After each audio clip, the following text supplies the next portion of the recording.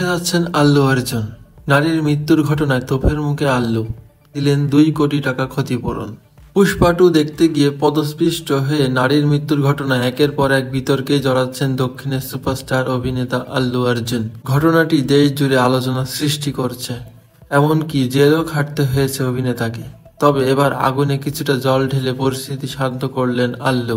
প্রথমে 25 লাখ টাকা দেওয়ার কথা থাকলেও এবার নিহত পরিবারকে 2 কোটি টাকা দিলেন অভিনেতা। বুধবার 25শে ডিসেম্বর ক্রিসমাসের দিন হায়দ্রাবাদের KIMS হাসপাতালে ভেন্টিলেটরে থাকা শ্রীতেজাকে দেখতে যান আল্লু অর্জুনের বাবা আল্লু অরবিন্দ এবং সিনেমার অন্যান্য নির্মাতারা।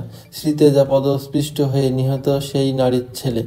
সেখানে গিয়ে 2 কোটি টাকা ক্ষতিপূরণ ঘোষণা করেন আল্লু অরবিন্দ। শ্রীতেজাকে দেখে হাসপাতালের বাইরে এসে আল্লু অর্জুনের বাবা আল্লু অরবিন্দ জানান, 8 বছরের শ্রীতেজার জন্য আমরা সকলে মিলে 2 কোটি টাকা দেবেন তারা। এতে তারা চিকিৎসা খরচ সহ অন্যান্য সহায়তা মিলবে। আল্লু অরবিন্দ বলেন, শ্রীতেজার অবস্থার উন্নতি হচ্ছে। পরিবারের সহায়তায় আমরা 2 কোটি টাকা দিচ্ছি। তবে তিনি বলেন, আল্লু অর্জুন দেবে 1 কোটি, চলচ্চিত্র নির্মাতা দেবে 50 লক্ষ এবং পরিচালক সুকুমার দেবেন 50 লক্ষ টাকা।